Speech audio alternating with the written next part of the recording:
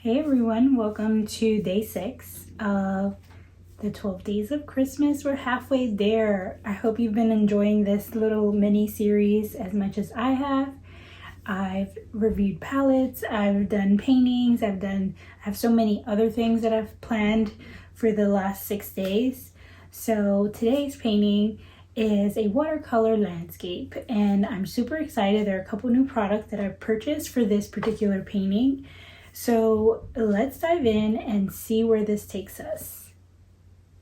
The new products that I purchased for this particular video is an aquaboard. I also purchased this Gansai Tambi watercolor palette, some new Royal Langnickel Zen watercolor brushes. I'm so excited for these. And all of this was pretty cheap. I had a $20 voucher and I also had a 25% off coupon. So a lot of these things came out to be super inexpensive. And I was able to purchase this brush set for $1.79, the watercolor palette for $12.15, and this board for $4.29. I mean, amazing steal. All right, so let's jump into it, and I will of course break in and chat where needed. I will show you the picture that I'm referencing from Unsplash. This particular painting, actually photo, is by Colby Thomas. And I think I want to try to capture that sense of snow with greenery and a blue lake. But I'm going to try to make it my own. I have my little, weekly, daily theme here going on. And we're going for a snowy sort of day.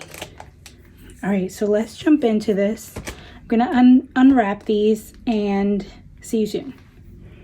Okay, so far first impressions. This feels like a cold press panel. I was reading the directions and they mention to begin applying a thin layer of water to the aqua surface using a flat watercolor brush to release trapped air.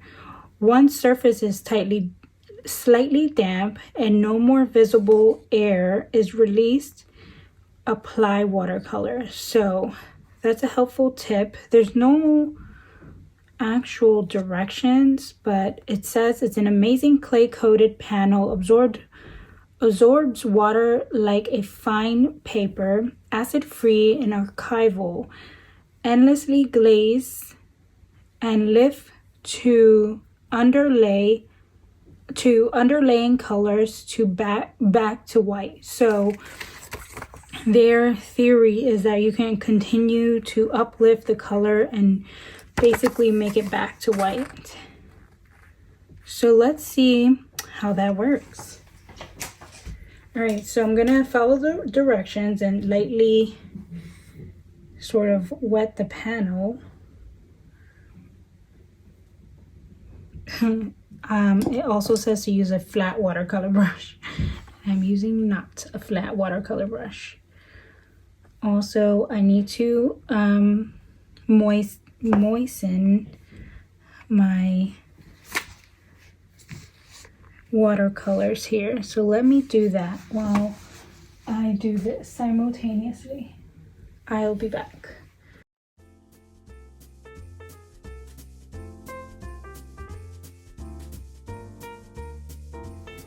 Okay, so I'm assuming this is what they mean by air pockets, these sort of little bubbles that are popping up.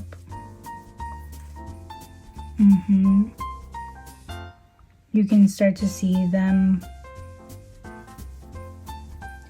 So I would say instead of wetting things with your brush, it might be nice to just use a mister. I do have a little bit of puddles happening here, so I might just lift that up a bit.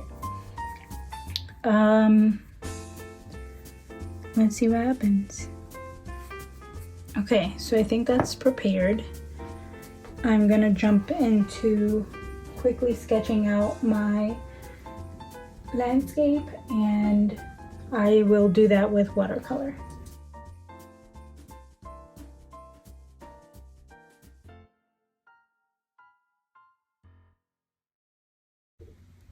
Okay, so first impressions, it honestly feels like I'm using gouache on a panel.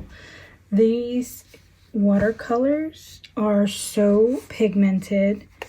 I've seen so many people use these and I've been dying for them, and when I saw that I had a $20 coupon, I had to absolutely use it on this. I love the color so far of this particular blue. I'm using ultramarine pale and it's so beautiful. The panel absorbs the color so well, like it's still able to be, you know, moved around. It doesn't create blooms, so that's pretty nice. I'm not sure yet, I should say. Haven't noticed, but like I can place a good amount of color and it doesn't create like blooms the way watercolor typically does on paper. So that's interesting. I'm also interested in layering, so let's continue.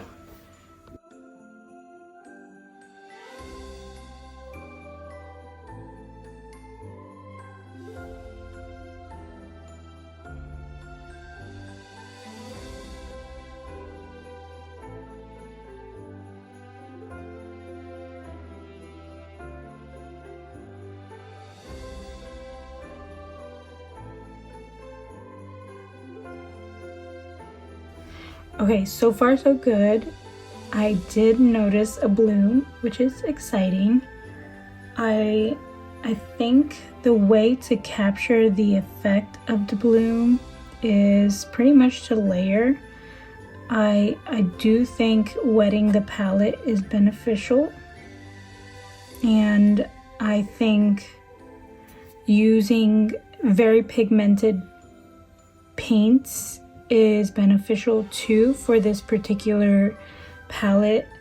I would be interested to see how middle grade pigments work on this particular palette. I'm also considering adding some granulation to this palette.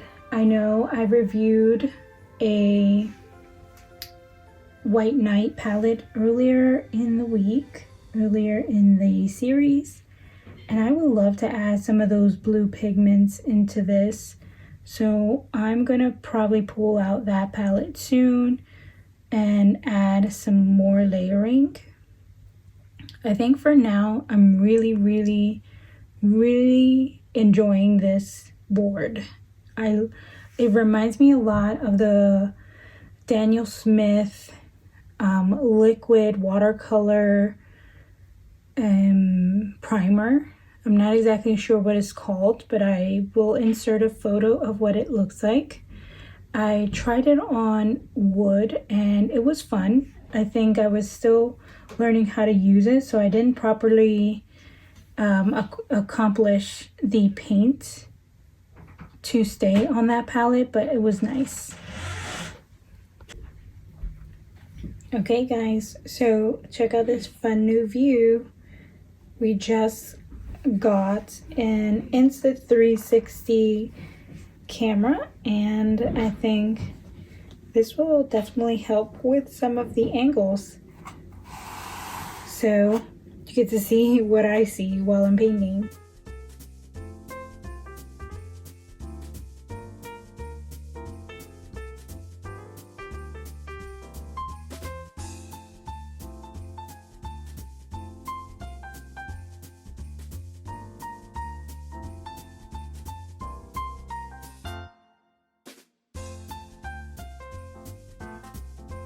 Just a quick check-in. I am massively in love with this panel.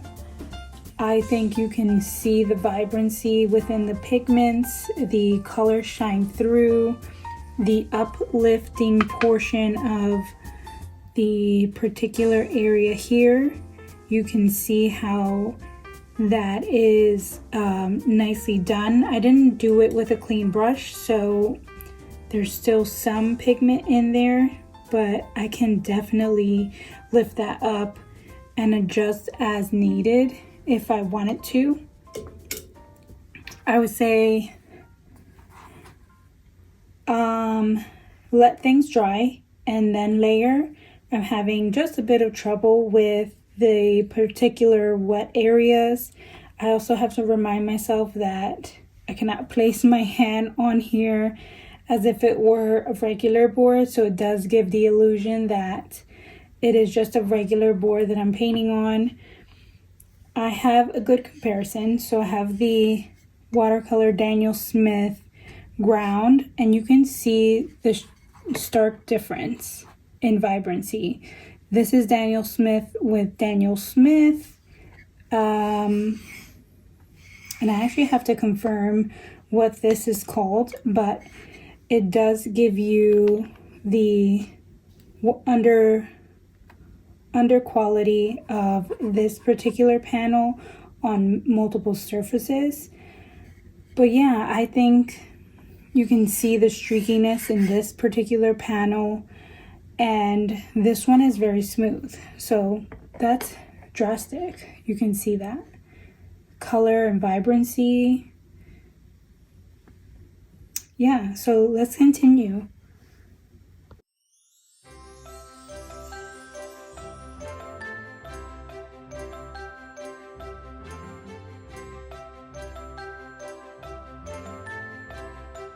Okay, so maybe you remember this first video. I'm gonna definitely use some blue shadow, some Taika mist, and some gray rose. So this name correlates with that color, this name correlates with this color, this name correlates with that.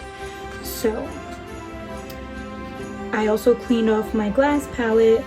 That paint that was on here was a gouache, and I don't want to confuse those, so I want to be true to this one in particular. Did not come off, so I'm just gonna leave it there. It's a little bit of green, but for the most part it's clean.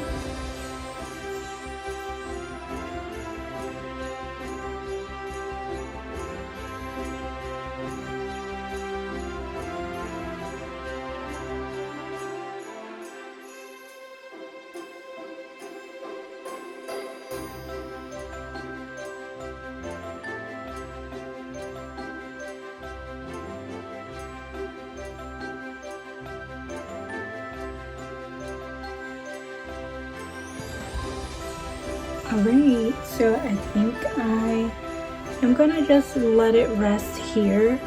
I feel like I'm overworking it just a bit, but the good thing about this is that even if I overwork this panel, my panel is not shredding like watercolor would. So that's the benefit of overworking this particular panel.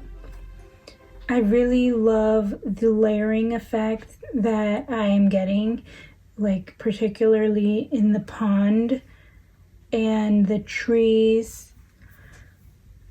I mean, it looks really good.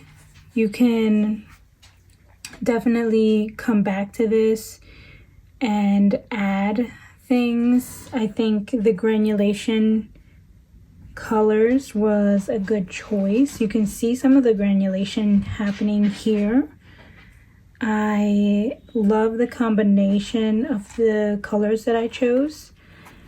Painting snow is very challenging. I think having a variety of blues and purples, and of course adding a little splash of color with green and the yellow. I actually want to go back to these bare trees. They're actually, yeah, they're bare trees. in the forest, so I'm gonna just add a couple little twigs. Okay, so here's the final view. This is the photo I was referencing, and I think I love the board. I always was super interested in the medium that allows you to paint on any sort of surface in watercolor. And I also enjoy that this particular board does not warp like watercolor paper. It gives you the illusion of that watercolor effect. So yeah, that's today's video. I hope you enjoyed it. I loved it. Stay tuned for day 7, and I'll see you soon.